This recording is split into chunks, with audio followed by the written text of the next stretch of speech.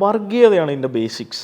ഇപ്പോൾ ബിപിൻ ചന്ദ്രയുടെ വർഗീയത എന്നൊരു പുസ്തകമുണ്ട്. നിരോധിക്കപ്പെട്ട പുസ്തകമായിരുന്നു. ഇപ്പോൾ അടുത്താണ് അതിന് വീണ്ടും പബ്ലിക്കേഷന് അനുവാദം കിട്ടിയത്. ഇപ്പോൾ ഇന്ത്യയിൽ വ്യത്യസ്ത കാലഘട്ടത്തിൽ വർഗീയത പ്രവർത്തിച്ചിട്ടുണ്ട്. അതിനെ അടിച്ചമർത്താൻ അന്നത്തെ കാലത്തെ മതനിരപേക്ഷ കക്ഷികൾക്ക് അതത് ഘട്ടത്തിൽ കഴിഞ്ഞിട്ടുണ്ട്. പക്ഷേ അത് പിന്നീട് ഉയർന്നു വരുമ്പോൾ അതിനെ മനസ്സിലാക്കാനോ അതിനെ തടയാനോ കഴിഞ്ഞിട്ടില്ല. അതിന് ഓരോ കാലഘട്ടമുണ്ട്. ഇപ്പോൾ ഇന്ത്യ വിഭജനം, ഇന്ത്യൻ വർഗീയതക്ക് ബേസിക്സ് ഉണ്ടാക്കി കൊടുത്ത ഇന്ത്യ വിഭജനം അതിന് സാധിച്ചിട്ടുണ്ട്, അതിനെ സഹായിച്ചിട്ടുണ്ട് എന്ന് വിശ്വസിക്കുന്ന ഒരാളാണ് ഞാൻ. അതിനു മുൻപും ബ്രിട്ടീഷ് എറ സ്വാഭാവികമായിട്ടും അത്തരത്തിലുള്ള നിയമങ്ങൾ, അപ്പം അന്നും ഹിന്ദു മഹാസഭ പോലുള്ള സംഘടനകൾ ഇന്ത്യയിൽ പ്രവർത്തിക്കുന്നുണ്ട്. അവരും അതിനനുസരിച്ച് അതിലിടപെട്ടുകൊണ്ടേയിരിക്കുന്നുണ്ട്. 1925 RSSൻ്റെ രൂപീകരണം, തുടർച്ചയിൽ പിന്നീട് വന്നിട്ടുള്ള കലാപങ്ങൾ, ആ കലാപങ്ങൾ സ്വാഭാവികമായും ഓരോ പ്രദേശത്തെ ഈ മതപ്രശ്നങ്ങളെ അഭിസംബോധന ചെയ്തായിരുന്നു.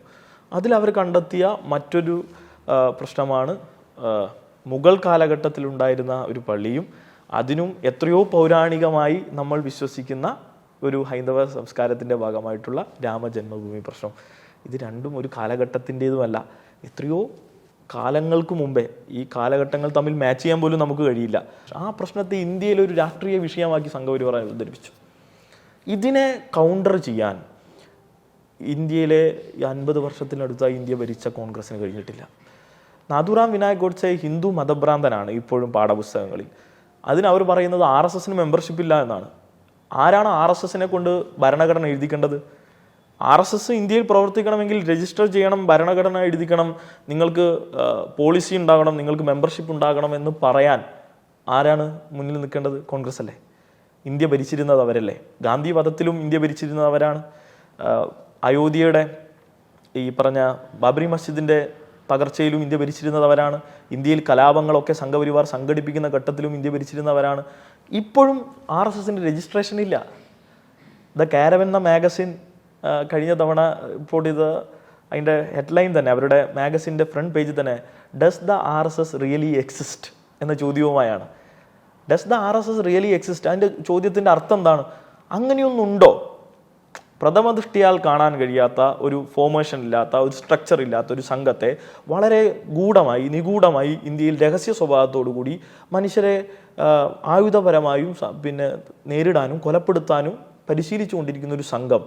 ആ സംഘം വളരെ മാപ്പോടുകൂടി ഇന്ത്യയിൽ പ്രവർത്തിക്കുകയാണ്. 50,000 ഇടങ്ങളിൽ 80,000 ശാഖകൾ ഉണ്ട് എന്നാണ് ശരാശരി കണക്ക്. അപ്പോൾ ഈ സംവിധാനത്തെ യഥാർത്ഥത്തിൽ ഇന്ത്യൻ നിയമവ്യവസ്ഥക്ക് കീഴിലാക്കാൻ ഈ കോൺഗ്രസിന് ഒരു കാലത്തും കഴിഞ്ഞിട്ടില്ല. അപ്പോൾ ഇവരെ കൗണ്ടർ നറേറ്റീവ്, ഇപ്പോൾ ഇവർ മുന്നോട്ട് വെക്കുന്ന ഈ സാംസ്കാരിക ദേശീയതയെ നമ്മൾ വളരെ പരസ്യമായാണ് എതിർക്കുന്നത്. ഇവർ സൂക്ഷ്മാർത്ഥത്തിൽ സംഘപരിവാർ പ്രവർത്തിക്കുന്നു. അപ്പോൾ ഞങ്ങളിപ്പോൾ കണ്ടിട്ടുള്ള ഒരു കാര്യം സൂക്ഷ്മാർത്ഥത്തിൽ തന്നെ അതിനെ കൗണ്ടർ ചെയ്യണം എന്നുള്ളതാണ്. പേഴ്സൺ ടു പേഴ്സൺ ആണ് സംഘപരിവാർ പ്രവർത്തിക്കുന്നതെങ്കിൽ പേഴ്സൺ ടു പേഴ്സൺ ഇടതുപക്ഷവും അതിൻ്റെ വിശാലാർത്ഥത്തിൽ ഞങ്ങളും മതനിരപേക്ഷ കക്ഷികളും പ്രവർത്തിക്കണം എന്നുള്ളതാണ് ഞങ്ങൾ അതിനെ കൗണ്ടർ ചെയ്യാൻ കാണുന്ന കാര്യം. ഞങ്ങളുടെ കയ്യിൽ പ്ലാൻ ഇല്ല എന്നൊന്നും സംഘപരിവാർ കരുതേണ്ടതില്ല. സംഘപരിവാർ ഇപ്പോൾ കരുതുന്നത് 100 വർഷം തികച്ച് അവർ ചോദ്യം ചെയ്യപ്പെടാൻ കഴിയാത്തവരായി മാറുന്നു. ഒരിക്കലുമില്ല. സംഘപരിവാറിന് വോട്ട് ചെയ്യാത്ത ബഹുഭൂരിപക്ഷമാണ് ഇന്ത്യയിൽ. അപ്പോൾ അത് മനസ്സിലാക്കേണ്ടത് സംഘപരിവാറിൻ്റെ ആ പാറ്റേണുകളും ഇതിനെയൊക്കെ മറികടന്നും ഇന്ത്യൻ മതനിരപേക്ഷ നിലനിൽക്കണം എന്ന് ആഗ്രഹിക്കുന്ന ആളുകൾ ഈ നാട്ടിലുണ്ട്. അപ്പോൾ അവരെ മറികടക്കാൻ സംഘപരിവാർ ഇന്ന് വെച്ച് നീട്ടിയിട്ടുള്ള ഈ തെറ്റായിട്ടുള്ള, അവർ മുന്നോട്ട് വെക്കുന്ന മതമല്ലല്ലോ, അവർ മുന്നോട്ട് വെച്ചിട്ടുള്ള മതമേ അല്ല ഈ നാട്ടിലെ ഹിന്ദുമതം. അത് ഈ രാജ്യത്തെ എല്ലാവരും മനസ്സിലാക്കേണ്ട കാര്യമാണ്. അവർ പറയുന്ന ഹിന്ദുമതവും നമ്മൾ വിശ്വസിക്കുന്ന ഹിന്ദുമതവും തമ്മിൽ യാതൊരു ബന്ധമില്ല. അവർ മറ്റേതോ കാഴ്ചപ്പാടിൻ്റെ ഭാഗമായി ജർമ്മനിയിൽ നിന്നും ഇറ്റലിയിൽ നിന്നും അവിടെ നിന്ന് കടമെടുത്തു കൊണ്ടുവന്ന ഒരു പ്രത്യയശാസ്ത്രത്തെ ഇവിടെ കൊണ്ടുവന്ന് അവതരിപ്പിക്കുകയാണ്. യഥാർത്ഥത്തിൽ അവരിവിടെ മാർക്സിസത്തെയൊക്കെയാണ് പുറത്തുനിന്ന് വന്നത്. മാർക്സിസം ഇവിടെ രൂപപ്പെട്ടതാണ്. ഏത്? Indian Marxism. Communist party of India മാർക്സിസത്തിൻ്റെ പൂർണ്ണമായിട്ടുള്ള പ്രത്യയശാസ്ത്രമായ ബോധ്യത്തെ നമ്മൾ രൂപീകരിച്ചെടുത്തത് ഈ ഇന്ത്യൻ പശ്ചാത്തലത്തിൽ വെച്ചാണ്. അതുകൊണ്ടാണ് ജനകീയ ജനാധിപത്യ വിപ്ലവം എന്ന് പറയുന്നത്. പക്ഷേ അവർ രൂപീകരിച്ച് കൊണ്ടുവന്നിട്ടുള്ള പ്രത്യയശാസ്ത്രം ജർമ്മനിയിൽ ഹിറ്റ്ലറും മുസോളിനി ഇറ്റലിയിലും പ്രയോഗിച്ച പ്രത്യയശാസ്ത്രത്തിൻ്റെ ഇന്ത്യൻ വകഭേദമാണ്.